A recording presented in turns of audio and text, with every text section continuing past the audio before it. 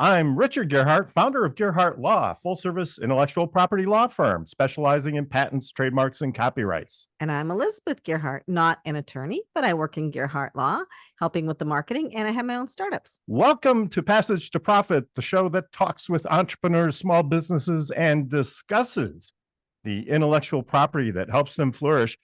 Today on the show, we have a very special guest. I'm really looking forward to speaking with him. It's Adam Carroll, and he is the founder of the Shred Method, and he's going to tell us how to improve our money management. So really looking forward to that. And then who doesn't want to be more beautiful? I don't know if I'm so into that at this point, but I won't say no. Eha Urbsalu, I hope I got that right, with Viking beauty secrets and really incredible formulation. So stay tuned if you want to hear more about this, which I know you do. And then we have Katie Santoro, who has River City virtual assistants. And if you haven't ever used a virtual assistant, you probably should at some point, and you definitely want to hear what Katie has to say about it. So stay tuned. Sounds great. But before we get to our distinguished guests, it's time for IP in the news. And the story today is about copyrights and how all of these favorite Disney characters now are coming off copyright. Their copyright is expired. And as you may appreciate, if you're a copyright holder, then you get to hold your copyright from the time of publication for a period of 95 years. Well, the original copyrights for Disney for the Mickey Mouse were held in 1928. And so it's been 95 years, and now the copyright for Mickey Mouse has expired. So I don't know whether to cry or to jump with joy. I am crying because people are doing horrendous things with these, like turning them into horror movies and stuff. But yeah, anybody can use the figures that used to be copyrighted in their own works of art, but then really you're just a copycat.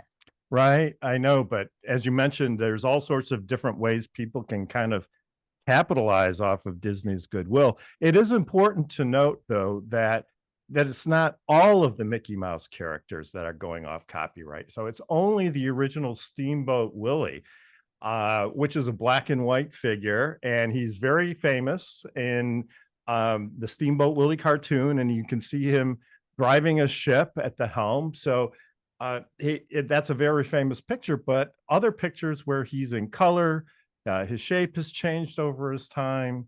He's had personality. So it's really personality evolving. So it's really just the original copyright that is going off copyright. Right. And there are other things going off copyright that aren't Disney too. So, but it's Yeah, I kind mean, of for like Tigger from Winnie the Pooh, for right. And some example. music, but you have to be really careful because, first of all, the article we were reading had some things in it that were wrong. Right. Right. And so copyright law can get really confusing really quickly. It copyrights have changed over time, and right now the law reads that if it was published before 1978, then it expires 95 years from the date of publication. But prior to that, there were rules based on from 1928 to 1978, where it was the life of the author plus 50 years. So you're really, and especially with some of the old copyrights, it's really kind of hard to get that information. So anyway, if you're in the copyright field and you want to copyright and use a character or somebody else's work, make sure you get permission or at least contact an intellectual property lawyer to figure out if really the copyright is free or whether you should get a license. So it's time now for Richard's Roundtable, and welcome to the show, Adam Carroll. So good to see you. What do you think about all this? I'm super conflicted with how this is all going down, because I agree with Elizabeth in that it's really sad what they're going to do with Steamboat Willie. He's going to be in horror movies. He's going to be in video games. People are, kids are going to be able to tear his arms off his body and things like this. I mean, this is what's going to happen. We're going to see that likeness all over the place in the next 2 to 5 years. We'll see him in t-shirts. It'll be on lunchboxes. It'll be everywhere. And so on the one hand, kudos to the people who are going to take advantage of that and go make money on an expired copyright. The downside of this for me is, having created a lot in my life, from documentaries to books to software now. It makes me nervous to know that there are folks out there that as soon as the copyright's gone, somebody's going to pick it up and they're going to make money on your work. So yeah, I'm a little conflicted, but I'm interested to see where it goes in the next several months. Yeah, well, I mean, when Winnie the Pooh went off copyright, they made the movie Winnie the Pooh Blood and Honey. And it was a very violent story about Winnie the Pooh. And so when they take it to the extreme, it sort of destroys the appeal of the character, doesn't it? Totally. And Totally. people are just banking on that. But no such thing as childhood innocence anymore. I guess not. That's the world we live in. Kenya, what do you think? Well, I have to agree with Adam. I think that it's definitely going to be detrimental to Mickey down the line if they take his character and likeness and do something crazy with it. But I actually had a question for you, Richard, because, the copyright expires, it's good for 95 years. What, I guess, legal right does the original creator have to re-copywriting something like that? And is that even a possibility? Alas, there is no way to renew your copyright. So once you get your 95 years, that's it. You're done. And 95 years to me, though, seems like a long time, right? I mean, and it does unless you're Mickey Mouse. But if you're Disney and you've been around for a while, then it's not. But no, I mean, most intellectual property expires after a certain period of time. And the reason that it does that is because the society gives somebody the exclusive right to use something for a period of time. And then that encourages people to be creative and create new works. But then after the IP expires, it's dedicated to the public. And then the public can use it and profit from it. So that's sort of the trade-off in intellectual property. You get exclusivity, but then eventually it goes over to the public. And so the founding fathers thought that that was the best way to encourage innovation. And that's the system that we have. So good question, though. Eva, what about you? What are your thoughts? Well, I think it was Beethoven who first started the copywriting of his music, right? So it's been a long time, hundreds of years, an issue that is both positive and negative. I mean, at the same time, all the classical music, most of it, we can use for also and some famous American songs have used and have not given credit to. So that's one. So now Mickey joins that part. And I believe that first few months, I'm sure everybody goes crazy and is all creative with it. And then it just goes on like everything else. However, it is also an opportunity to bring kind of attention to the importance of copyright and importance of the other things that are copyrighted and people intellectual property. I mean, in recent years, it has really become a wild west. I mean, even if you take like Instagram, right? And as a brand, I market on Instagram. And because I used to write music, I am very respectful to not use somebody else's images and somebody else's work. However, I see so many brands and businesses literally using somebody else's images, like if even let's say a major supermodel, somebody like Vogue magazine paid $100,000 to this big shoot in the Caribbean, and now we just use this image and say, hey, it's our vibe, and it's okay. So I think there's a lot of conversation that should go around it, and then of course if you add to it AI. It's like that even makes it more complicated. That's like we don't even want to go there. It's an expanding field of law. Maybe you should study copyrights. So, but I mean, you make some good points. One question we could ask ourselves is, would Mickey Mouse have been so successful without the copyright? Right? Was that protection instrumental in creating this huge famous character, or would over time, once it got sort of famous, would have been diluted by a bunch of other creators who were copying it and maybe not doing such a good job, right? So I guess it's really hard to tell in the end whether the copyright helps, but the assumption is I guess that it does. So, Mhm. Katie, Well, what we are do your want thoughts? to, sorry. Go I was ahead. thinking that we do want to encourage creators to be able to protect their work. Otherwise, it is very difficult to be a creator. Yeah. If Yeah. you have zero protection and anybody who sees a good idea is like, oh, I'll just take it and do my own version of it. And do my own version. Absolutely. Katie, what are your thoughts? I think it's going to be something interesting to watch. I just heard about this last night, actually, in a conversation with my husband. And, you don't really hear right away that it's this one specific character. So I'm interested to see what's going to happen with kind of the layperson hearing, hey, Mickey Mouse is out of copyright. What other characters they're going to start to copy and what kind of legal fallout there might be on the side of Disney. Like, how much are they going to have to monitor that and see what's going on with people recreating things? Yeah, I mean, that's a great point. I mean, if a normal person hears, well, Mickey Mouse is off copyright. They may think that all the Mickey Mouse characters are off copyright, and they may just, without even thinking about it, start copying the most recent ones that are still protected. And then that creates a big headache for Disney, right? So, Yeah. Absolutely. yeah. Can of worms. That's a can of worms. Well, anyway, thanks everyone. I guess the moral of the story is get your copyrights right and protect what you can with copyrights. And now it's time for us to turn to our featured guest. Adam, welcome again. We have Adam Carroll here, who's going to be talking about money things. And we're really excited about that because we all love money. I could always use a few tips and tricks. So tell us what you're up to. Tell us what the shred is about, and let us know how we can improve ourselves. Yeah. Well, first and foremost, thank you guys for having me on. And it's an honor to be with all these guests talking about topics that all of us are excited about, which I think entrepreneurship in a general theme, a theme for a podcast is an awesome thing, because as entrepreneurs, we're always trying to learn from one another.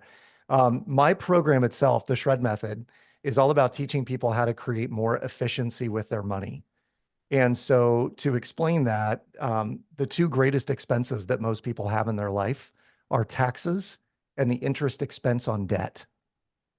And if we can, years ago, someone said, if you can figure out how to minimize taxes and you can figure out how to minimize the interest paid on the debt that you have incurred, then wealth building is a bygone conclusion, right? So what we do is we teach people how to create efficiency with their income and blast away their debt in record time.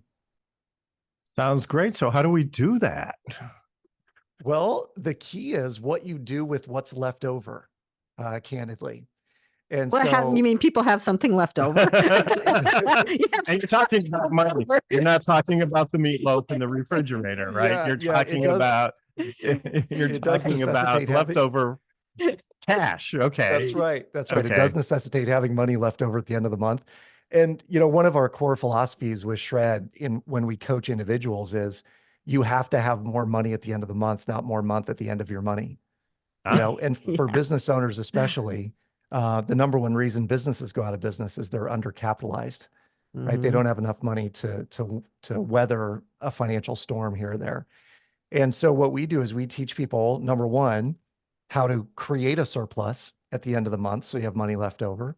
And then secondarily, what do you do with that to make sure that it's the most efficient use possible? And I'll give you guys an example.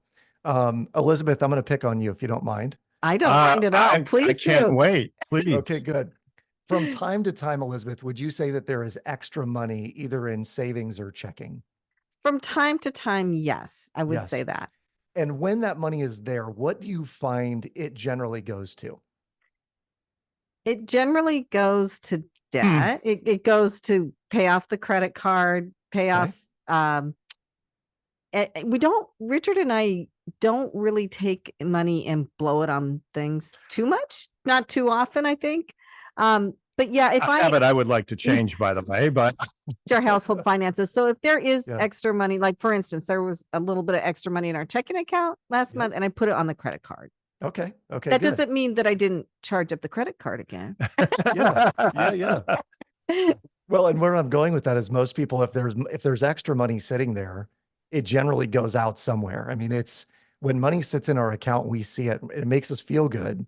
It also lures us into this false sense of, well, I have it, it's extra, quote unquote, extra. So when we walk into Costco, we end up walking out with things we didn't really need going in. There were just things that were like, oh, that's cool. And my wife jokes that I'm the only guy who can walk into Costco with a shopping list and walk out with a kayak because I think, Well, I will say I do the impulsive buying sometimes. yeah, And I do think that can add up quickly, let's say. indeed.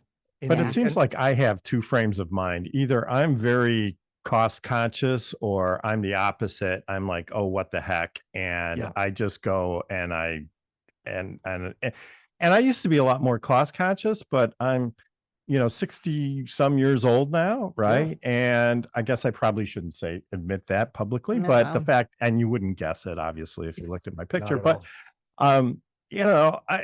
what else is it good for? Why keep it why just kind of keep it away and not enjoy it, right? Yeah. So you have to have some sort of balance, right? I would agree with that.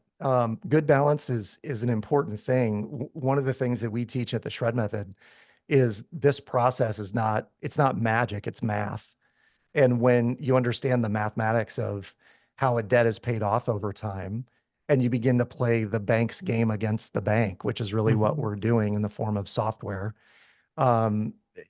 It's the question that I often ask clients is, if you had an extra $15,000 or $20,000 a year, would it be life-changing for you? And the answer typically is yes. Even that amount of money, even if it's $5,000 for some or less, can be a life-changing amount. We often see our clients will claw back 20 or 30 or 40 grand a year in interest costs that they would normally spend that is now going to build their own wealth. And so, Richard, to your point, taking a great vacation or, taking your wife out for a really nice dinner from time to time, all those things become infinitely easier when you're not sending that extra 10 or 15 or 20 grand to the banker in interest. Well, I have to agree. I hate paying interest to the bank and I hate paying interest on the mortgage and all that stuff. But the mortgage is, at least lower. But like credit cards are the devil, right? Yeah. Yeah. It's the first thing we go after, honestly, Elizabeth, is when we have a client that may have some level of credit card debt, student loan debt's another one that can be 7, 8, 9% or higher if it's private for sure. We go after those debts first in order to free up whatever the monthly payment was on those debts. And so many of our clients find that as they get older and older and make more and more money, their expenses actually are ratcheted down as opposed to going up. And in our society, what happens is we make more money and we spend more money. And so the more we make, the more our expenses become. And it just kind of keeps us on this trajectory that makes it, not easier to live, maybe the same level of difficulty to live or more difficult to live. And in our philosophy, the goal should be that as you get closer and closer to a retirement age, your expense profile actually is going down so that retirement becomes super easy. It's a non-issue. We're just looking at ourselves. No, seriously, our food bill was going way down. And then our daughter is staying with us for a few months while she's getting ready for a transition. Yeah. It's gone way up. But isn't it true though that right now Americans are carrying more credit card debt than ever before? Yeah, inflation. I mean, all of it has caused an increase in the amount that we're borrowing. And candidly, what happened was after COVID in 2020 and the number of stimulus checks that went out, savings accounts were the highest they'd ever been in 2020 and 2021. And now we're seeing that the majority of those savings accounts have been depleted to zero and or gone negative. So it's almost as if people got all this surplus and then they were like, cool, I'm going to splurge a little bit over the next year or two. And now we're back to a point where they probably created a lifestyle that they couldn't afford. And it's now going on credit as opposed to paying cash for it. So it all comes down to habits, really, right? I mean, part of it is what you get into the habit of spending on regularly. And then there are the one-off splurge things, right? So maybe you're getting extra lattes or something like that you didn't get before. And it's not a lot of money, but over time it adds up, right? Indeed. And that takes money away from other stuff. And so you end up charging that or something like that. So That's yep. I think it's fascinating that you have software that helps address this. So what is the role of software in helping people change these bad habits? Well, you hit the nail on the head, Elizabeth. The bad habits that we have generally are that extra money just goes out the door, or we're spending money. In my world, what I find is that most people are spending money not intentionally, but unintentionally. So there's a big difference between, I know where my money goes, it's very intentional, where it's supposed to go to give me the biggest benefit, right? For the majority of consumers, it's very unintentional. It just goes out the door. And at the end of the month, you find yourself saying, I have no idea where all my money went. I know I should have more than I do in my account. I just don't know where it all went. And so the software itself, we call a behavior modification tool, because it's literally just reprogramming your brain about where these payments go on a semi-regular basis. And the metaphor I like to use is this. If I told anyone on the Zoom today that your car is running in your driveway right now, what would you do? Don't turn it off. I'd wait till it runs out of gas, but I'm a little Yeah. different than most people. It's inefficient, hard on the environment, hard on your vehicle, waste of gas, waste of money. Yet what most of us do is we park money in a checking account or a savings account for days or weeks or months on end. All the while we're paying interest on amortized debts like our mortgage, our car loans, our student loans, our credit cards. And so the shred method, what it does, the software, is it looks at how much is coming in, how much is going out, what are all the debts you have that you need to pay on. And then it says, based on how much you have available in either checking or savings or a home equity line of credit in some cases, it's going to tell you to send a certain amount out to begin blasting away those debts faster than you would otherwise, which then frees up your monthly discretionary income, which then makes it easier to get out of debt. So it's kind of like a combination of the debt snowball and then this habit pattern of where does my income go as it's cycling through my checking or my HELOC or my debt payments. So I haven't heard you mention budget. This is not a budget, is it? Or is it a budget? Budget, I would call like the preliminary step, Richard. And what we do is we help people figure out what are your fixed expenses, what are your variable expenses, how much is your income, and where do we need to carve some of that out?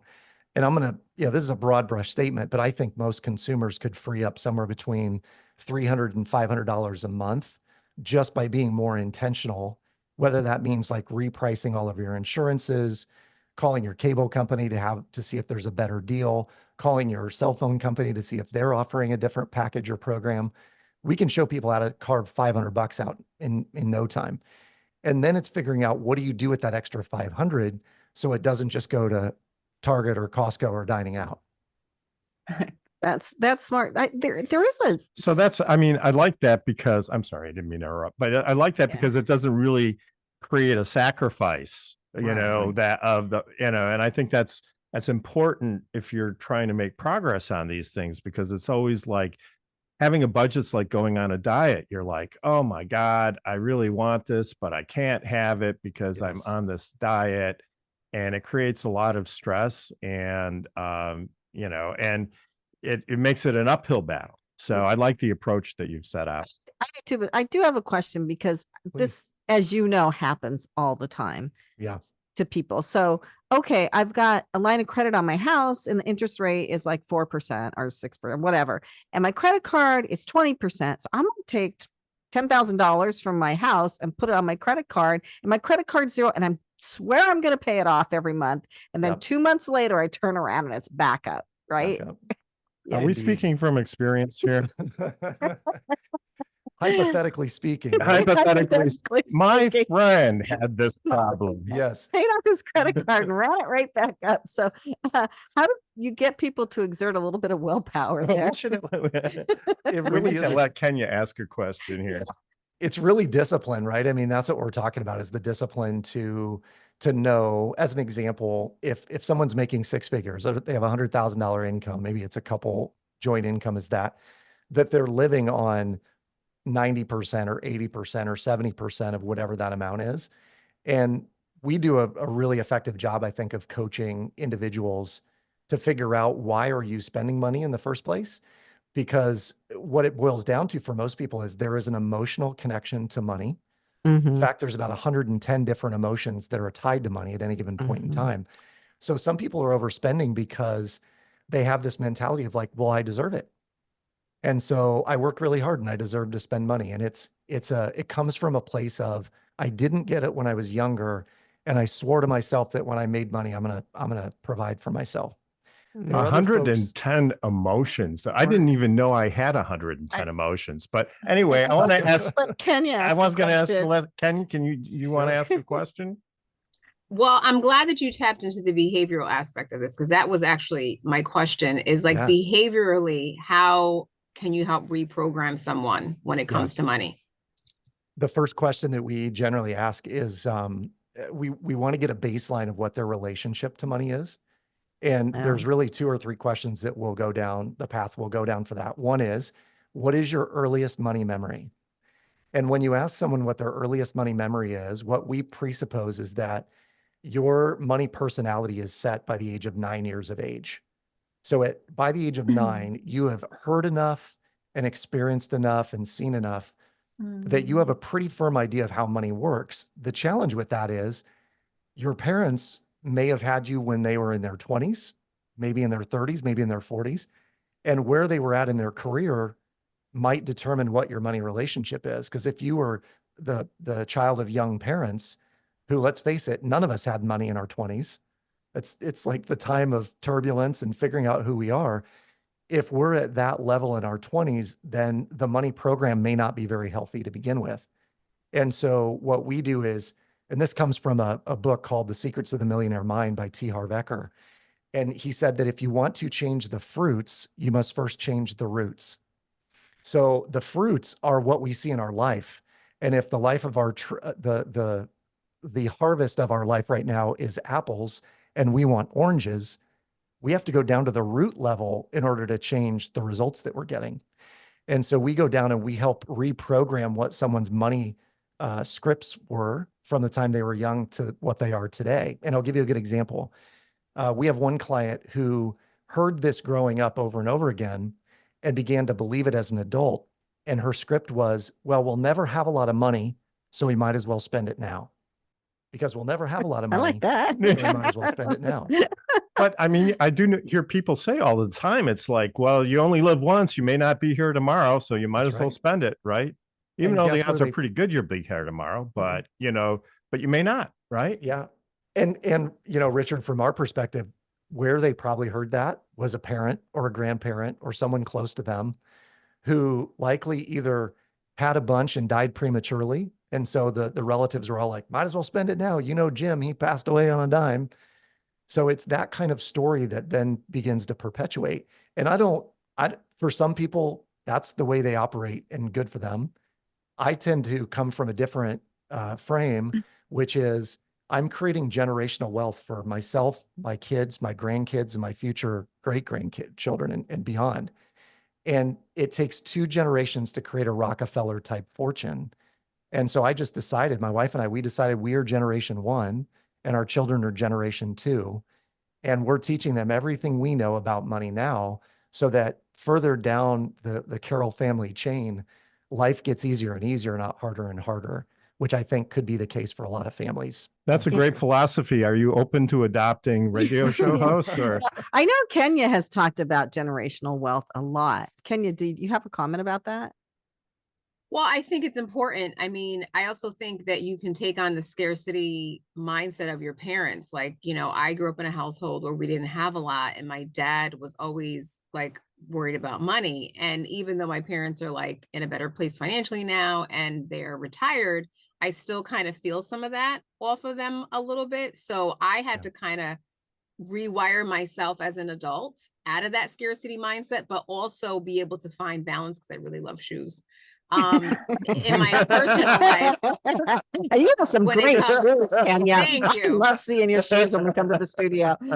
So I appreciate that. So I'm just trying to create balance in my own life when it comes to finances, because I think you can be living in 2 different worlds and it's hard to balance all that. Agreed. yeah. Yeah, totally agreed.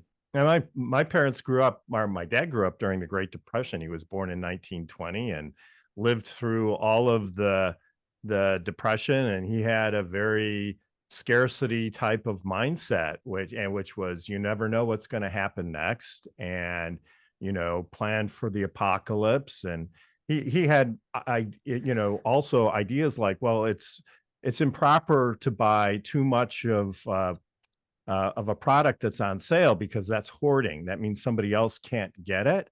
So if something was on sale, instead of buying 4 cans of soup, he would buy 2 because he was like literally leaving those 2 cans of soup for somebody else, right? And he felt that that was the right and moral way to do that. And so there are so many different factors that go into money. Unfortunately, we have to stop right now for a commercial break, but we'll be back with more in a little bit. You're listening to Richard and Elizabeth Gearhart on Passage to Profit, our special guest, Adam Carroll, and we'll be right back after this. Well, welcome back, listeners. This is a great way to kick off the new year with Richard and Elizabeth Gearhart on Passage to Profit and our special guest, Adam Carroll, who is telling us all how to get rid of debt. Now, who doesn't want more money this year and make their money work harder for them? And Adam gave a TED Talk, which he is going to talk to us about now. So Adam, please. Well, this is a topic near and dear to my heart, Elizabeth, because it involves my children. And I realize that when you have kids, you can run unsanctioned, unsupervised psychological experiments on them. And no one's the wiser. So I had my kids love to play games, ball games, board games, dice games, but they love playing Monopoly. And one day I came back from a speaking engagement at a college where it occurred to me that these college students were not really making real financial decisions. They were sort of making them in a vacuum, or their parents were making them for them. And I'm watching my kids play Monopoly, and I wondered, are they playing this way because the money isn't real? And they were playing like outside the rules of the game and buying each other out of jail and things like that. And I thought, what if the money were real? And so I added up how much it would cost to play a cash game of Monopoly and went to my bank the following Friday and pulled out $10,000 in cold hard cash and went home and played a cash game of Monopoly with my children that weekend.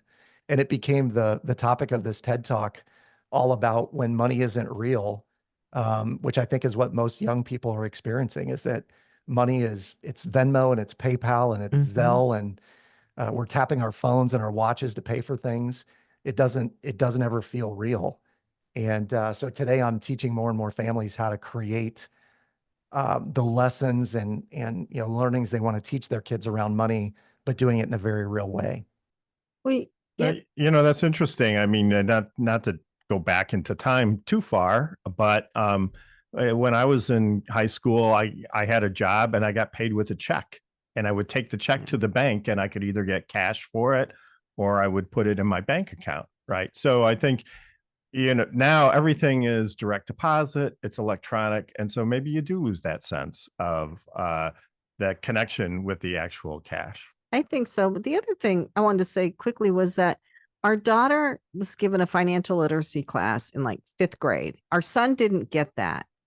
And our daughter to this day has money in the bank. Like, she made enough money working for 6 months to support herself for another 6 months because she just saved it all and just used what little money she needed to. And I think that having the tools and the knowledge, just that can make a huge difference. And it's great that you're doing it with kids because that's where it needs to start. Yeah. Kenya, do you have a question? Comment? I do actually. I want to talk about couples and money.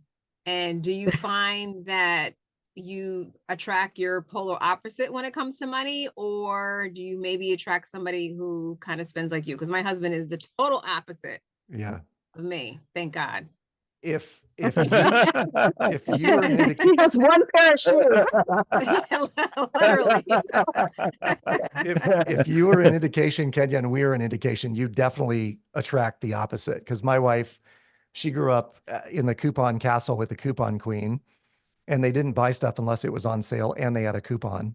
And I grew up in a household where my dad would talk about abundance, though I didn't know this. They didn't really have it at the time.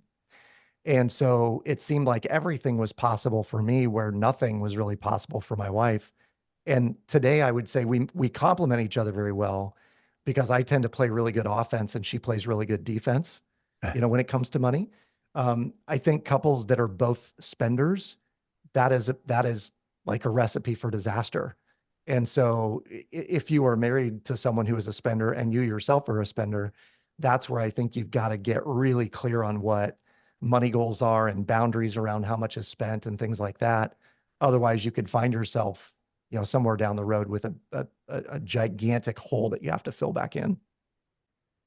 But is it also true that over time you're through the process of compromise, you sort of reach sort of a happy medium where maybe both people aren't happy, but I mean, there's a compromise there. Right.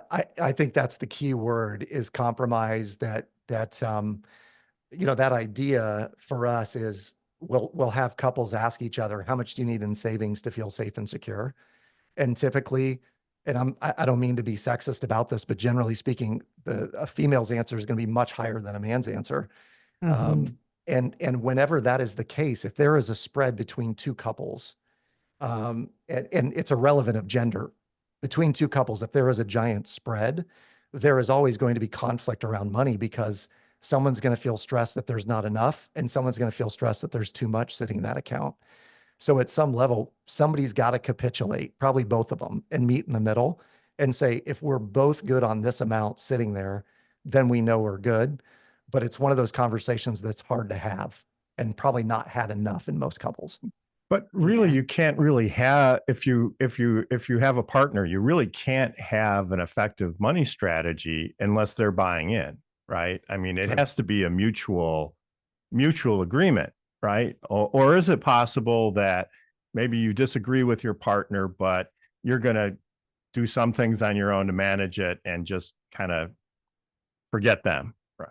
It's a good question, Richard. And I don't know that I'm the best person to answer that because I often bring my wife along by the nose on some of the investments we do. She's probably not as comfortable with some of them, but I do a good job mitigating the risk. At the same time, you know, again, playing good offense and defense, we are pretty much on the same page. Like when we go on vacations, she does an amazing job trying to get the lowest airfare and finding great deals.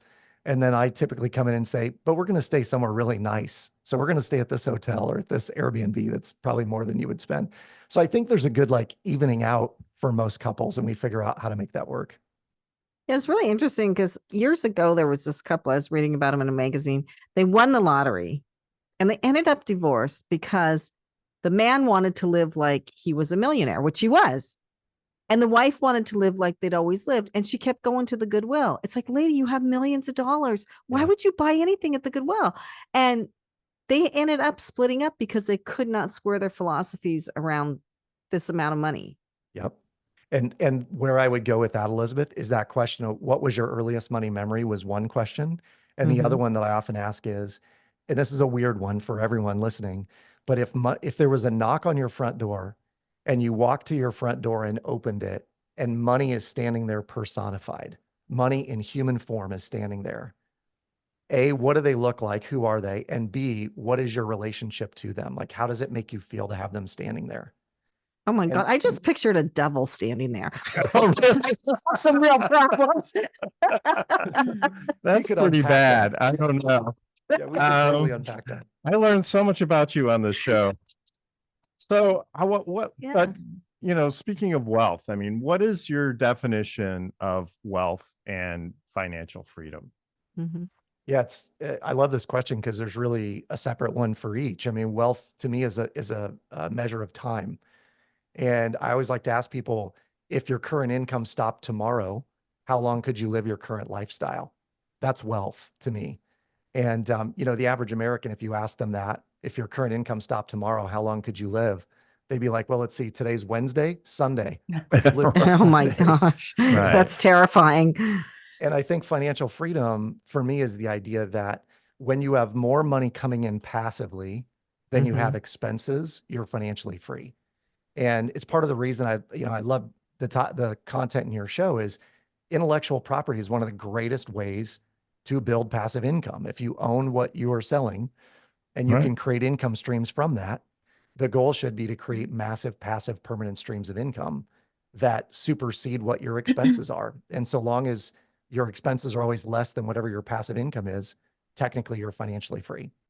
We have a lot of clients that come to us, with new products or new ideas, with the idea of protecting them and then licensing them to somebody else. So they pay for the intellectual property, they have the idea, and then they find somebody else to, go out and actually do the work of commercializing it. Yep. And that's an ideal situation, but it happens more often than you think. And but that's certainly an important way that intellectual property can contribute to a passive income source. Absolutely. Passive income is key. I have to agree with you there. I mean, really. Well, what are some of the, aside from intellectual property, where are some of the other passive income sources that you especially like? There are the traditional ones that an advisor would probably talk to someone about, and those are going to be things like dividend paying stocks and ETFs. And I've known folks who have retired having invested in one stock for the majority of their life. And Warren Buffett's a prime example. He bought Coca-Cola in like the 80s, I think. And his shareholders were kind of aghast at how much he spent on Coca-Cola stock. And then fast forward to the year, I think it was 2004 or 5, the dividend check on Coca-Cola was the amount that he had paid for the stock 25 years earlier. Wow. So that's a prime example of, how to create it. Some of the less obvious ones are real estate investing. And if you're not wanting to be an active real estate investor, there are syndications where you could be a limited partner in a general partnership where you might own 1/25th of a hotel chain or of a multifamily apartment complex. And we do those regularly, where we'll put $50,000 or $100,000 into something, and it generates anywhere from $500 to $1,000 a month into the foreseeable future, knowing that 3 to 5 years out, you're going to get your original investment back plus the profit when they turn that kind of deal. And so that's really where we're trying to steer our clients is, first of all, let's shred the debt. Let's increase the amount of equity we have in what we own. And then let's deploy that equity in really strategic ways to begin creating that massive passive permanent stream of income that allows you to achieve financial freedom. So your method is to first, pay down your debt and essentially use the money that you're paying on credit card interest or otherwise wasting, and turn that around and put that into investments that stand a chance of creating some ssort of return for you. Is that indeed your basic So approach? I love Yep. this. And I got to tell you, I heard this comedian say on the radio years ago, and I still laugh about it. He's like, well, you always hear it takes money to make money. But what's and that's for what you're doing, right? So you have the software. If people buy in and they use it the way they're supposed to, Yep. then that's where the first money comes from to make That's those it. investments. I can see how this could make a person really rich. Yep. Yeah. It's really amazing. The majority of our shredders are out of debt between 3 and 7 years, their mortgage included. So when you think about, and not changing their expense profile. So, you don't have to eat beans and rice for this to work. Like I really like steak and an Old Vines Inn, that's Yeah. from You time do. to time, I'm going to go get a nice dinner. You don't have to change that. It's just changing what the extra is doing. And in short order, it can blast away debt and create pretty massive wealth. So quickly, how does this work? So let's say, for instance, my son and his wife, who we love dearly, but it seems like they never have any money, although they make really good incomes. Yep. Would we buy them the program and say, put this on your phone or your computer and do what it says? Or where do you start? Basically that simple, Elizabeth. Yeah, the software, there is a course, a community, and the software are the 3 parts of what we do at the Shred Method. So if you were interested in them participating, a registration fee gets them into the course and the community, and then the software is a month by month, subscription service, but they're getting emails and text messages that literally tell them what to do day by day and week by week with their money. So for folks that have a hard time kind of wrangling their spending or deciding what to do with the extra payment, this thing literally in a mathematical algorithmic format tells them exactly what to do in order to achieve that goal. That's great. So we have to take another commercial break, but it's really been amazing talking with you, Adam, and we're delighted to learn of the shred method. Where can people find the shred method at? The best place to go is simply theshredmethod.com. There's a masterclass that people can go through, a free savings analysis that'll tell you how fast you can be out of debt. And our team is more than willing to jump on a call for 20 minutes and run your numbers and show you what's possible. That's great. Well, I'm thanks in. so much. Yeah. Let's go to the shredmethod.com. Yes. You're listening to Richard and Elizabeth Gearhart on Passage to Profit, but we have to take a commercial break right now, but we'll be back after this. Hello, everyone. Richard and Elizabeth Gearhart here. It's Passage to Profit, and it's time for Power Move. Hey, Kenya, what's on for Power Move? Well, I'm really excited because it is the first official Power Move of 2024, and I'm going to give it to no other than Patti LaBelle. So you all know Patti LaBelle is a singer. She's gone from singing and moving her way or powering her way into the pie industry. I don't know if people know this about her, but she started her own pie dessert company probably back, oh my gosh, several years ago at the age of 64, and it's brought in over $200 million. So we've been talking about building generational wealth and, you know, using your gifts and your talents. And I just feel like she's a great example of that. I am a big advocate of her desserts. I've been eating them all during the break. $200 million worth of pie. That's a lot of pie, right? Yeah, $200 million worth of pie. That's a lot of pie. And she's our power move, our first power move for 2024. Yay. Well, that's great. Great. Thank you for sharing that. Elizabeth, what have you been up to? Well, too many things, really. So I have Blue Streak, which I've been talking about. It used to be Fireside. It's a video directory of B2B businesses. I'm still working on it.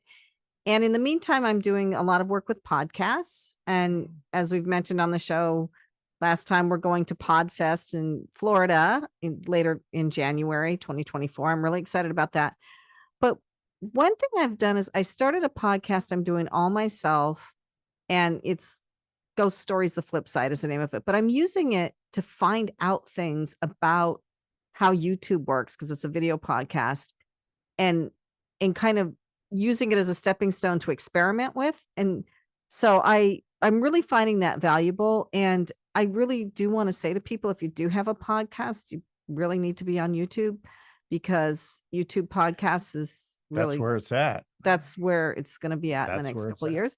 So I've really been studying YouTube videos and also podcasting from the other side to really put them together to figure out how to really blow things out of the water this year. So so I have the Jersey Podcast about cats with Danielle Woolley, and we have Passage to Profit, and I have Ghost Stories, the Flip Side, and I'm starting a new one. We're starting a podcast meetup here in Summit, New Jersey, but it's going to be on Zoom too, with Stacy Sherman, and she and I are going to do a podcast after the meetup to kind of go through the high points of what people talked about at the meetup. So I'm just going to be, I guess I'm addicted. You're going to be a podhead. Yeah. So enough about me. I want to See Kenya laughing there. I didn't say pothead. I said podhead. Yeah. On to our next presenter, Eha Urbsalu with Viking Beauty Secrets. And I'm really interested to hear what she has to say, because I did go to Iceland and I did use some of the minerals there, and I see some of her stuff comes from Northern Europe. So welcome, Eha. Please tell us what you're doing. Thank you so much. Yes. So Viking Beauty Secrets is a Nordic skincare brand which uses the Nordic super antioxidant and vitamin-rich berries such as sea buckthorn, cloudberries, and rowan berries, namely, as main ingredients. Now, these ingredients have been used for wellness and skincare for centuries, hence the name Viking Beauty Secrets. And our scrub that you mentioned, Iceland, it's true, it actually uses Icelandic volcanic sand as the main ingredient, together with the raspberry seed oil to nourish, and rowan berries, which is actually also anti-inflammatory. So the Iceland was one of the first places I went to really research the ingredients and for the scrub, and I fell in love with a black volcanic sand. In fact, Mm. one of my main this is me walking on that black sand. It really is, so black. It's volcanic. And this is taken in Vik Beach, which is a Viking beach in Iceland. So That's really that's really great. So what properties do the berries give the makeup? Why did you select that? I mean, it sounds like it could make the makeup taste good, but It's I'm not sure skincare. that it's really It's- something you'd eat, right? It's So skincare. It's not really makeup. oh, Well, okay, sorry. Thank you. Right, but in reality, these berries are used widely in northern lands also for internally, which they're amazing. Like I mentioned, rowan berries have anti-inflammatory properties. And for example, sea buckthorn is the only plant in the world that has all omegas, omega 3, 6, 7, 9. Mm. And old time Vikings were actually using the dried sea buckthorn on their trips, and then they would eat them to nourish. But these berries, like pretty much anything, when we put it on our skin, we absorb, and of course, with the innovation of the skincare technology and so on, we do actually absorb some of these properties. Mm. And when we put something on our skin, we do absorb about 30% of it internally. And if we're talking about something like lipstick, then we really eat it. So, I mean, I don't want to even talk about how many harmful chemicals we've eaten in the decades as women. I know, But right? In lipstick, scary. red, you name it, right? Right. So what are the, in terms of, do you have a sense of how the berries improve the skin? I mean, so it gets absorbed. So what happens then? Well, absolutely. Because, for example, cloudberries, these are these the ones who are from Finland, and they survive like minus 45 degrees Celsius weather during winter, and they come up as every plant has only one flower, one berry. So this one super berry in a summer month, it soaks in so many vitamins. And like, for example, when you harvest at the end of the summer, that little cloudberry has 16 times more vitamin C than oranges, for example. And those vitamins and antioxidants in those berries, they help to protect the barrier of our skin from the environmental and free radical damage. I mean, a lot of the problems we have, and I look at it together internally and, skincare, is that there is so much harmful chemicals in, I'm sorry, but in America, in a food and in a skincare.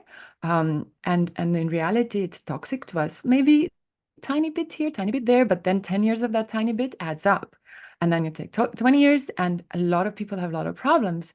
And I grew up in Northern Europe where, organic and natural, that was just normal. We didn't think about, oh, you have to be, using organic products, because everything was kind of organic. Even now, European Union has banned about 1,300 harmful chemicals from skincare, just from regular skincare, not even organic. Compared to America, guess how many harmful chemicals has America banned? Probably from not skincare? 1,300. 30. 30. 30. 30, 30. Yeah. Wow. And then you have, of course, maybe Whole Foods says, oh, we're much better. But yes, so they banned 100. Okay, it's still a long way to go. And I personally started, modeling early age, and then I started traveling a lot, and I ended up in New York City, and I didn't know that my body wasn't used to these harmful chemicals and these preservatives and things.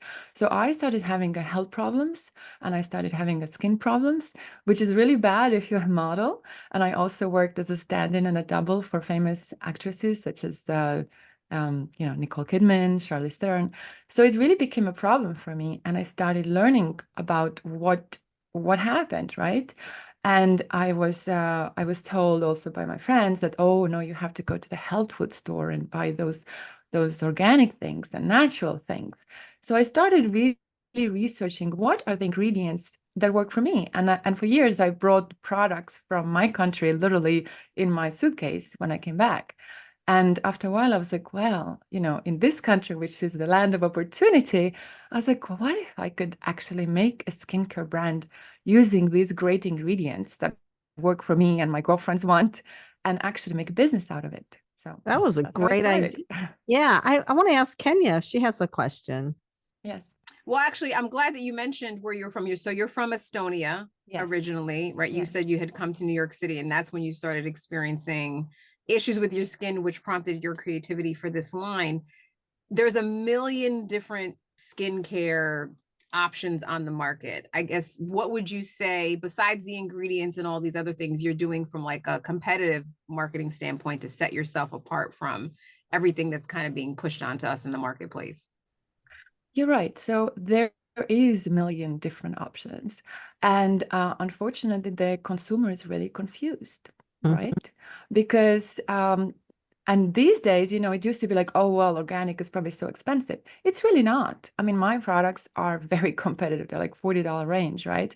So, but what happens is that I think their consumers don't know, for example, that regular skincare product that's sometimes a famous brand, and then you find it, well, if I can say, like, you know, Marshalls or TJ Maxx or something, you find it half price and you're like, oh my God, how great.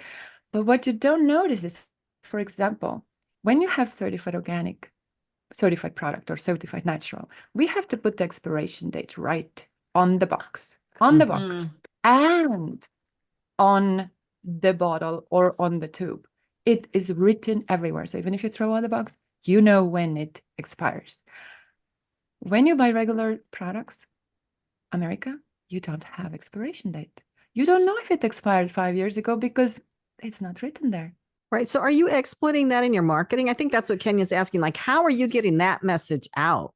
Well, here I'm talking to you, right? That's one way. Well, I Yeah. think that there is a lot of, how to say, uphill battle. I mean, I believe there is, you know, more and more interest from the consumer, and especially the millennials. They really do look for the ingredients. They do care about where this, you know, was harvested or how it was. I think the natural and organic product segment in consumer goods is actually growing tremendously, both in cosmetics and in the food service.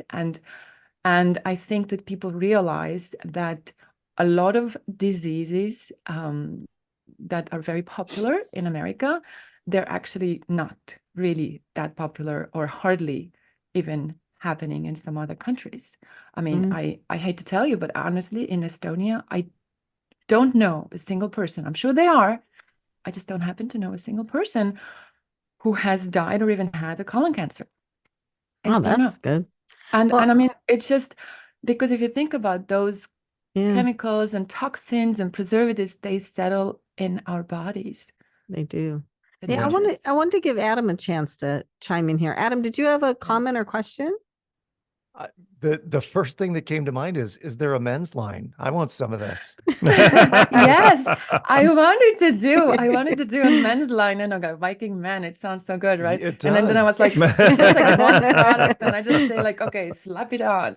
But in reality, we are unisex, in a sense that like the scrub, actually, as many men buy it as the women, because especially men with beards or when they have rough skin, this is very, very, it doesn't dry. It soothes, Yeah. and it's invigorating. So it's really, and it doesn't have this kind of, you know, pink. It's blue, so it's like the Nordic Sea on my painting in a background. It's kind of the blue line, so it's okay. You know, it's not pink, but also, you know, yeah, this is some of the like the night cream and scrubs definitely is men friendly, and we also do market it as such, as perfect present, perfect pair for Valentine's Day or whatever.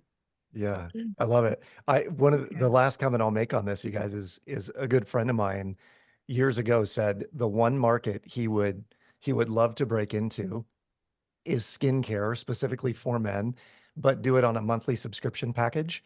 Oh, yeah. Because, you know, if someone is really tied into, and I'll be honest, I'll be very vulnerable here. I moisturize. Okay, I Good. moisturize on I'm a so daily glad. basis. And I've used the same lotion Dude. forever. I don't know if it's the right one. I like it. It feels good. It doesn't dry my face out. But I feel like if someone gets really addicted, so to speak, to your product, you've got a monthly recurring subscription Mm-hmm. program offering there in the making.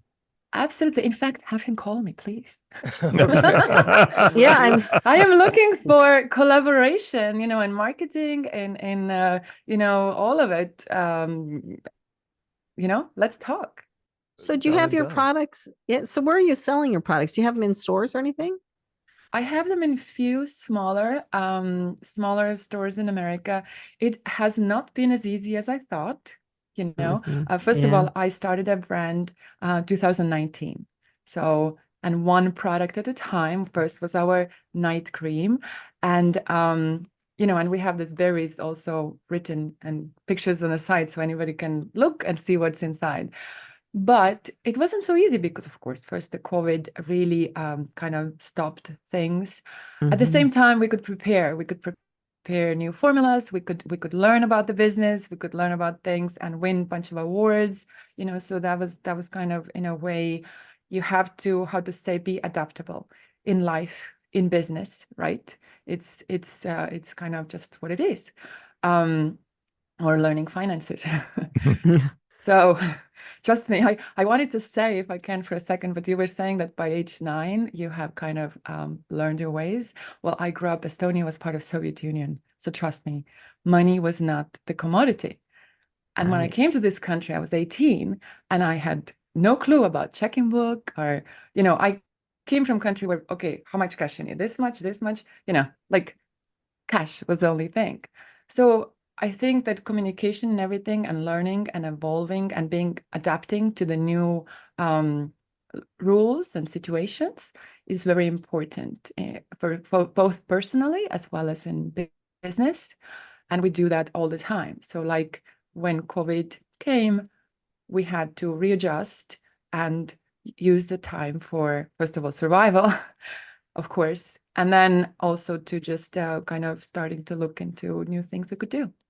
We are also, so we're selling in, like, for example, you're in New Jersey, we're selling in New York, in Park Avenue, there's a Scandinavian house and they have a shop downstairs. We're the only skincare there. Of course, we sell in Amazon because these days you cannot afford not to be on Amazon. Right. It's not that I'd like to, because, I'd like to be special and in a spas and so on, but I'm also a Prime member. You can't help it. I mean, of course, Amazon is so easy. You click and it feels like magically it's there tomorrow behind the door. So yes, we're on Amazon. Viking Beauty Secrets. Excellent. And where do people can they buy from your website? Absolutely. Yes, please do. And use code Viking Beauty for 20% off. Okay. So is that your website, vikingbeauty.com? Exactly. Yes, it is. Yes. Excellent. Well, thank you very much. Well, thank you very much. And I guess we'll get to your question. We'll get to my question a little bit later in the show. It's just the back of his mind because it was on the paper. But anyway, thank you. It just seemed like a natural question to ask. It is. Yeah. At the end of the show. Anyway, so now we're going to be talking to Katie Santoro with River City VA, which is rivercity-va.com is her website. And she helps people by giving them virtual assistants to help do their work. So welcome, Katie. Tell us about your business. So I am on a mission to create a world free of burnout. I suffered from burnout in my career and left my career and started another business, but this is my second business. We fulfill our mission by providing employment for parents and caretakers in the workforce. So that's kind of where we source people. And then on the second side of our mission is helping business owners and entrepreneurs avoid burnout by providing them with skilled administrative assistance. We train our assistants and we mentor them, and then we match them with clients that can use their help. Well, that sounds great. What made you interested in this? You said you wanted to help people avoid burnout. And so certainly having some extra help can do that. Yeah. So I started my career in the legal and insurance world. And while I was there, I decided I wanted to start a business. So I ran a business full-time and worked full-time. So I was teaching in a yoga studio. I was running the yoga studio, and I burnt out. I hit like full emotional, spiritual, physical burnout. I left my career and I was running the yoga studio. And then in 2020, I closed it due to reasons of 2020. And I was going to go back to work, and my husband said, absolutely not. You were a monster. What else can you do? And I said, there's an opportunity to freelance in this virtual space. Let me see what that is. And I just kind of ran with it. And what I found is that other business owners were in the same place as me. They were extremely burnt out. They were trying to run their business in an ever-changing world, and they couldn't find people who were reliant and consistent and who could handle the administrative tasks that they were throwing at them, especially with the digital changes that we were going through. So I ran with it, and we started helping people, and now I have a team of 17 employees. Wow, congratulations. I've been using virtual assistants for a long time. As a matter of fact, Alicia Morrissey, who helped set up this, helps coordinate this program. We met her through a virtual assistant service, and she eventually got to the point where we couldn't live without her. And so now she's working on a more regular, different kind of contractual basis. But she works virtually, and I have another virtual assistant that helps me with my scheduling and my calendaring, and then a lot of personal types of things. Like right now, she's working on getting my Social Security card, a new copy of my Social Security card, right? So I would not ever get around to doing that. But now that I have her help, I can work on those kinds of projects. So did you see your business grow during COVID? I mean, people kind of got used to doing things virtually, right? So that must have really helped a lot. Yeah, I mean, I started during COVID. I started in 2020. So really took advantage of what was going on with people being virtual. And a lot of people were leaving their jobs and starting businesses because it was kind of this, I don't know, maybe the end of the world feeling, right? And it just kind of opened up this space for us. So it was a perfect time to start. And we're definitely seeing changes now, but it's still something that people are really open to. So when you have somebody who needs a virtual assistant, do you do a match? It looks like from your write-up that on your website, you do a matching. So like, I probably don't want to work with somebody who, I don't know, doesn't understand what I'm doing, or our personalities clash or something. So I assume you have a way to do that, to match people up. We do. So we have sourced primarily out of my network, and it's we say parents and caretakers, which is predominantly women who have left their careers to be at home. And they come from, diverse career backgrounds. They have tons of experience. So we will try and match based on skill set. But we also, what we do if they don't have the exact skill set that they need, is we have an internal mentorship and training program. So we train them in the things that they need. We match our team members with each other. So say we have Amy, who has an HR background, and then we have, Jessie, who has a marketing background, and Jessie needs help to help her assistant with something HR related. We'll match those two together. We pay them for their time to train each other. And that gives everybody kind of more a well-rounded background to help their clients. But we match on skill set. We also match on personality. It's really important to have a good relationship with your assistant, especially if they're doing things like getting you a new Social Security card or booking your flights or your hotel. You want someone that you can really trust and that knows your preferences. Yeah. So Adam, did you have a comment or question? Well, I too have been using VAs for an extraordinarily long time. Like the last 15 years, I've had someone working with me off and on. I'm curious, Katie, because the question that comes to mind for me is, if I have a number of tasks, does it make sense to have 4 or 5 VAs that are separated on all of them? Like someone's doing marketing, someone's doing ops, someone's doing client retention, and so on. Yeah, I think it depends on their skill set, right? You don't want to ask somebody to do something super far out of their skill set. You also don't want to ask somebody to do something that they hate doing. Like I know some virtual assistants who hate social media, and they'll say to me, I just don't want to work with this client. When you ask someone to work outside of their zone of genius, they don't do that great at it, right? Yeah. So you want to make sure it's something that they want to do. And do they have the capacity to do it? So think about when you task switch during your day, if you are going from balancing your checkbook to ordering your groceries, that takes so much thought process to just switch those two things. So are you overwhelming someone by asking them to do all that task switching during the day? So I think it really depends on the individual, their skill set, their ability to stick and pivot, and then your needs and how much time you need from them. Great. That's it. Kenya, did you have a question? Yeah, I just was curious, like, what are some of the misconceptions that come when someone's considering like hiring a virtual assistant? Yeah, so that's interesting. We deal a lot with kind of how people see us. They see us as just a secretary, right? Or, maybe somebody who's just doing data entry. Our team in particular at River City Virtual Assistants is very highly skilled, very highly trained. We're not just an old school secretary. So while we can do things on the executive assistant level, like helping you with your travel plans and your document management, we also have the skills to help with things like social media, content management, really high touch client care, help you with your business development plans, and help you with strategy on those things as well. So we're not really, people see us as a staffing agency or just secretaries or bodies in seats. And I think that we in particular are way more than that.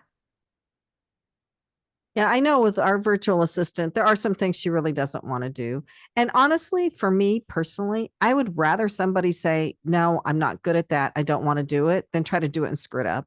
And so I do think, and she'll say, I can find somebody else in the agency that could do this for you because I can't. So I think that's one of the beauties of virtual assistants too. And she has a backup. So it's not like if somebody in your firm goes on vacation for 2 weeks, you have to find somebody to do the work, because you'll find it as head of the agency, right? Yeah. And, sometimes we don't want, if the client goes on vacation, or I'm sorry, if the assistant goes on vacation, we don't always give them backup because of that like one-on-one relationship that they have. Imagine trying to have to teach someone, how to run your calendar in just 1 week. It doesn't always make sense, but we can say, hey, if you have an emergency, we're here to support you. We've got your back. But we wouldn't necessarily give you like a stand-in, just because it doesn't always, you kind of lose efficiency there. So how do you charge your clients for the virtual assistant services? How does that work? Is it a flat fee, or how does pricing work? So we do flat rate packages. We do 10, 15, and 20 hours a week. We also go up to 30 for some clients. And that's kind of your minimum. So we do ask the clients to fill those hours. And we do that so that our assistants can block out their time. We ask them to block out the hours. They're not multitasking with other clients. It's dedicated specifically to that client. That also allows our assistants to rely on their income every week, which keeps them reliable and consistent. So because we've kind of set up that, I call it almost like a social contract, right? Like the client agrees to giving this many hours a week to the assistant and keeping them busy, and the assistant agrees to blocking out their time to work these hours. We have clients that have been with us for years, and we have assistants that have been with us for years. So it really creates trust and balance in the relationship. Do you try to match the time zones? Because that's always something, right? Yeah, not only time zones, but also availability, because so everybody on our team is US based. And because we work with parents and caretakers, it might be, hey, I have the best block of time in the afternoon to work when the kids are in daycare. Or it might be, I would really rather work in the evenings when my spouse is home to support me. So we match that availability with what the client needs. People who are in a typical 9-to-5 business environment, they need the help during the day. And then your entrepreneurs, especially if it's a side gig, they'd rather have somebody on call in the evenings or on the weekends. So we try and match on kind of what everybody needs and the best way to support everybody. Kenya, Yeah. you sounded like you were about to say something. Oh, no, I was just listening to what she was saying and was saying, Are you, is there a virtual assistant in your future?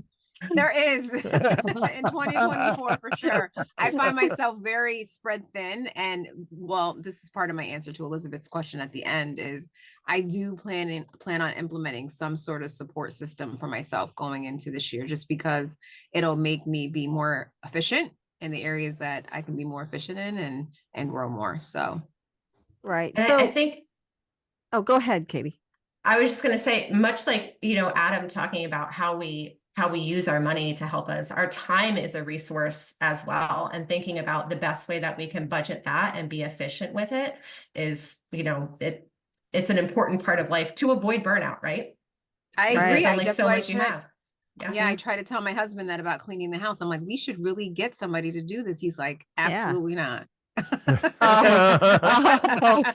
saving money. Let me talk to Norris about that. So can you find virtual assistant who can do house cleaning? Say though, one thing that we have really preferred for our virtual assistants. I don't know if you actually save money in the long run, hiring somebody off of, say, Fiverr or Upwork than you would from a virtual assistant agency. But I will tell you right now, on Fiverr, I hired somebody to do some illustrations for me, and I have been waiting forever. And there's like nobody I can talk to about this and say, can you light a fire under this guy's behind? And I think that's the difference between virtual assistants coming from agencies, is that there's somebody there saying, you've got to get this done for the client, right? Yeah. And Elizabeth, we employ everybody on our team. And that's one of the reasons why we employ them, so that we can say, hey, you know, you've got to show up for work. You've got this deadline. You've got to do these things. It gives us a little bit more control over what we can and can't ask people in our agency to do. So Right. it's being reliable and consistent is really, really important. Especially, we know that our small business owner clients, their budgets are limited, and we don't want them spending a ton of money and not getting a good return on it.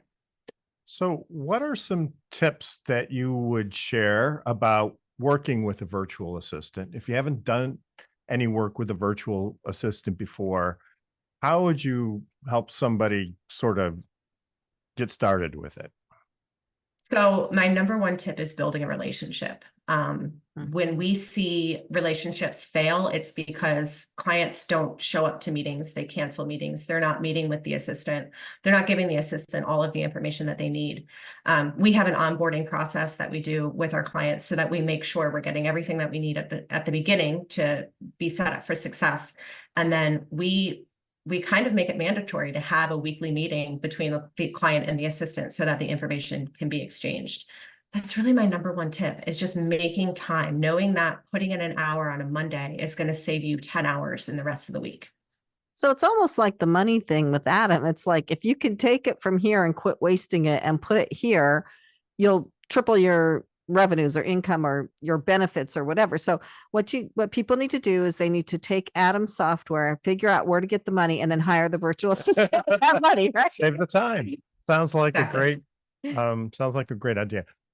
What about trusting a virtual assistant with, personal or sensitive matters? I mean, it's almost like you can't do anything now without a password, right? And Oh. so for the virtual assistant to be able to help you, you need to give them passwords and give them access to, sometimes sensitive information, right? So how do you make us feel comfortable with that? So a couple different ways. One of the ways is we use LastPass. So LastPass is a program where you can put in all of your passwords, and then you have a master password. So at any time you can turn that off, turn that on. If there is any information being stored, we ask our clients to set up like a drive on their system for our assistant to have access to. So our assistant go ahead. So LastPass it's like a storage area for passwords, right? And exactly. And then does the assistant see the passwords then, or are they just able to click on a button and go into the account? They're able to click on it. It's encrypted. So you would put your information in, and then you give them access to the passwords that you want them to have access to. So you could keep all your information in there and then say, okay, well, I'd only like Sarah to have access to these 3 accounts, and you can give them access to those ones. Got it. We also suggest setting up admin accounts on things if you can. So having another seat and having an admin account where you can limit their ability. So for instance, if you have somebody updating your blog for you and you don't want them having access to your full website, you can set their ability on your website to just do the blog. And then, like I said, we also have them store all of the information. We just have internal policies where, they have to store information on the client's drives, not on their drives. If it's in our drives, we provide the information back to them, and nothing ever goes on a hard drive. So, okay. Adam, did you have another question? Or were you going to comment on my last comment about using your system to be able to afford this? Well, I love the idea that you just gave everyone of your listeners the magic pill. It's my product and Katie's product to do that. I'm going to throw this out to Kenya, but Kenya, you got to have someone clean your house. Yeah. Well, I clean it.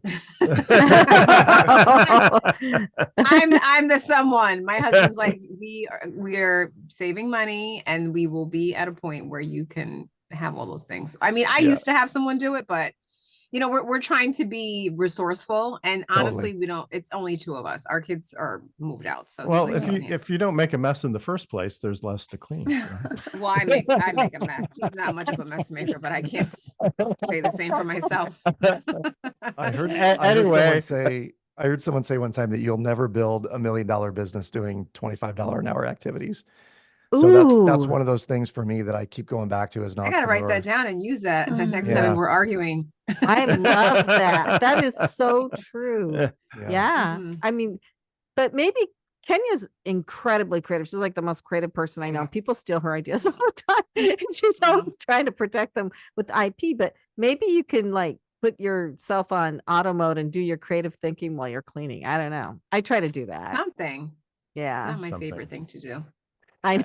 I'm so happy. But I still have to clean every day, even though we have a cleaning that comes in once a week. Just human beings are messy. Mhm. Right? And there's no incentive. So, Katie, where can people find you? They can find us at rivercity-va, as in virtual assistant.com. So that's rivercity-va.com. You can also find me on LinkedIn, Katie Santoro. Well, Other you than know, being- I think it's time for a commercial. So we have to take a commercial break, and we'll be back right after this. Well, welcome back, everybody. We're just having a little bit of a discussion now about the question that Elizabeth is going to ask. You know, every show she has a question, and I'm spilling the beans a little bit. I did actually ask the question earlier. Which I scolded him for. And I was scolded for that. But anyway, why don't you go ahead, ask Okay. the question, and we'll get Yes. going. So this is our first show that we're recording in 2024. So my question is, and I'm going to ask Adam first, what are your growth plans for 2024? We have, I would say over the last year, we've been doing a very organic marketing channel. And I've done probably 100 podcasts in the last year. It's provided great organic traffic, not always exactly who we want as clientele, like not an ideal avatar. And so our growth plan for 2024 is really zeroing in on who exactly our product and program is for, and doing some very specific direct marketing and retargeting to that group, which I think is going to really expand the traffic to our site, and then the conversion, the pull through to appointments and folks that end up registering. So a much more targeted approach is our 2024 plan. Well, that sounds like a really good plan to me. So just for other entrepreneurs out there, how did you actually make the decisions that you're talking about now? How did you get to the point where you're trying to decide just exactly what your strategy is going to be? The easiest answer to that, honestly, I think would be we were tracking that data all year long. And for businesses out there, if you don't have a dashboard where you're tracking, you know, site visitors or conversions, or Eha's would be product set and how many people are buying the product set throughout the year, those kinds of things, it's really hard to make decisions without good data. So for any entrepreneur out there listening, if you haven't created a dashboard of the most instrumental pieces of information for your business, do that first thing. We've got this great, robust dashboard that we update every week, and it literally is what shapes our decisions. Yeah, we have something like that too that I do every week. I pull data together from a number of different places so we see where our clients are coming from, et cetera. But you do have to have that starting point, because otherwise you don't know where to put your marketing dollars, right? Did you use a product for that, a particular software, or is it a spreadsheet? Just a spreadsheet. Yeah. And So I've got a really talented teammate who is very visual, and it's all color coded and gorgeous, and it would look ugly if I did it. He did it. It's beautiful. All right. So Good. Okay. Well, that I applaud you for that. That's really great planning, and something that we're working towards too at Gearhart Law. Really trying to take out our market segments and give them content specific to them and attract them to the services. So, and with that, Eha, what are your growth plans? Yes, what are your growth plans for 2024? Well, I would like to just, first of all, we start out with bringing out a new product, a new peptide serum. So we are marrying the ancient, great Nordic ingredients with a little bit of modern technology, so that would actually work on your skin. And also, I am just basically looking out for more retailers to sell our products in. And I am also this year, now that we made kind of New Year resolutions, I have decided that I want to breathe more, listen more, and without, just jumping into things. And that's how I deal with things not getting overwhelmed, because I feel like also like you have to be excited about the product. You have to create exciting things, right? I like my products. So I try to do things that maybe not as much spending time on the data, because I actually see a lot of people spending so much time and effort on the systems to look at the data and doing the stuff that they actually don't get things done. I use more the old-fashioned common sense and just try to bring, good products and do things that need to be done. And so far, it seems to be working. Excellent. Great. So, Katie, what is your growth plan for 2024? So we spent all of 2023 setting up to really scale. So we feel really comfortable in doing that. One of my biggest challenges is that I'm an introvert and I do all of our business development. So a key role we hired for this year is a business development specialist to help me. Word of mouth is great for us, getting out, talking to people. Everyone we meet needs a virtual assistant, whether it's to help them in their business or just help them in their lives. So getting out and talking to people has been really difficult for me. I'm really comfortable being virtual and being at home.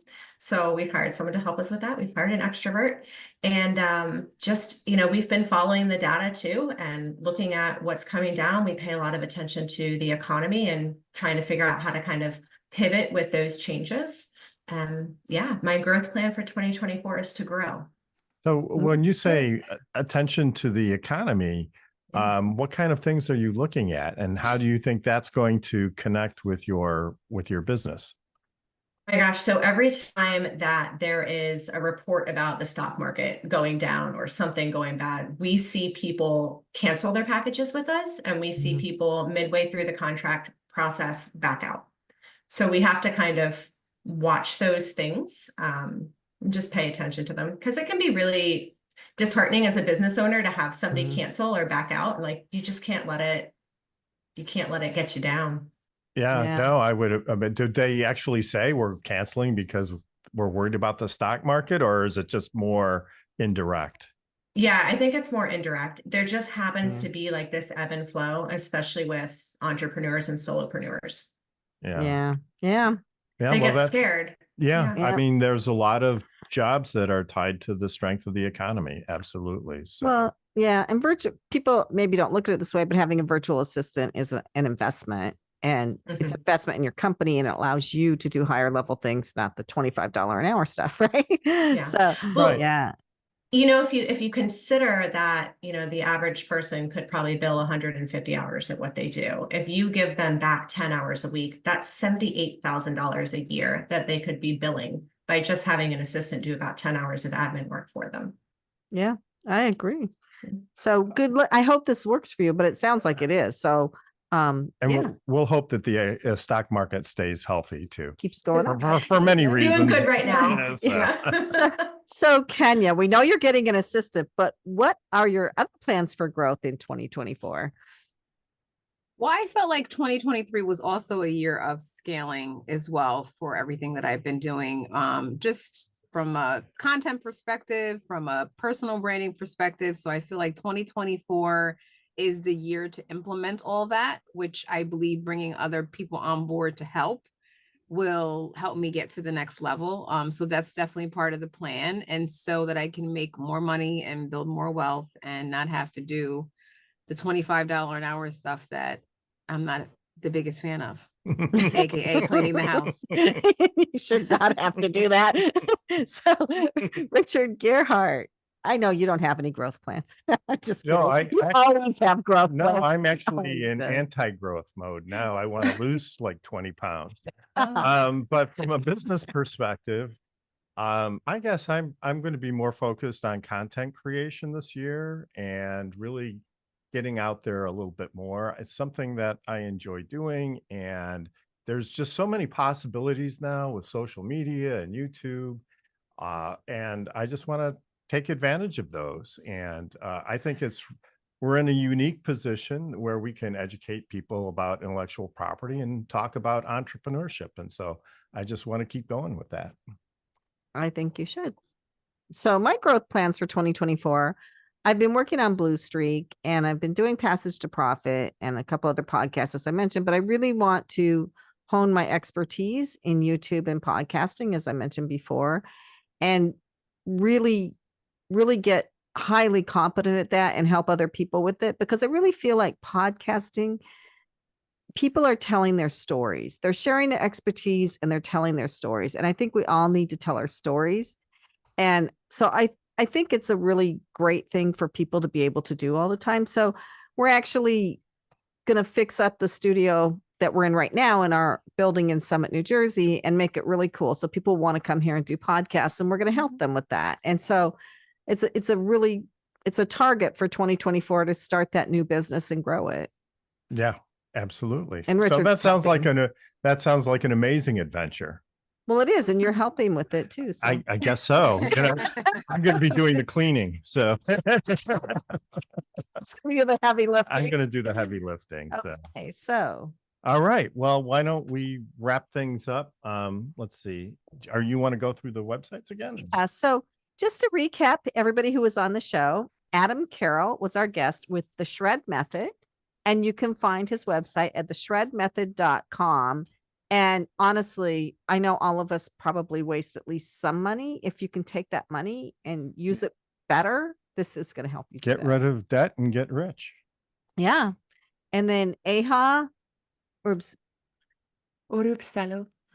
Thank you. I'm going to leave it like that because you say it so beautifully. With Viking Beauty Secrets, and her website is vikingbeauty.com, and really pure, nutritious, Fresh and nurturing, innovative skincare. yes, skincare. And then Katie Santoro with rivercity-va.com, virtual assistants. And it sounds like she has a really good way of making sure that you're going to be as pleased as you can be with your virtual assistant. Yeah, your virtual assistant is virtually there. Is virtually there. And then, of course, Richard Gearhart with Gearhart Law, patents, trademarks, copyrights, if you need intellectual property help. Yeah, absolutely. Contact us. And I guess we have to sign off now, unfortunately. But I'd like to take this opportunity to thank the Passage to Profit team, Noah Fleischman, our producer, Alicia Morrissey, our program coordinator. Our podcast is also coming out tomorrow, wherever you can find your podcasts, or wherever you get your podcasts, you can find Passage to Profit. And you can also find us on Facebook, Instagram, and Twitter. And if you want, join our new Facebook group, search for the Passage to Profit Show listener community, where you can post questions that you would like answered on the show and interact with us, Richard and Elizabeth Gearhart team. And for all your patent, trademark, and copyright needs, our firm Gearhart Law offers free consultations, and you can contact us at gearhartlaw.com. And while the information provided during this program is believed to be correct, never take a legal step without first checking with your legal professional. That's it for us. We'll see you next week on Passage to Profit.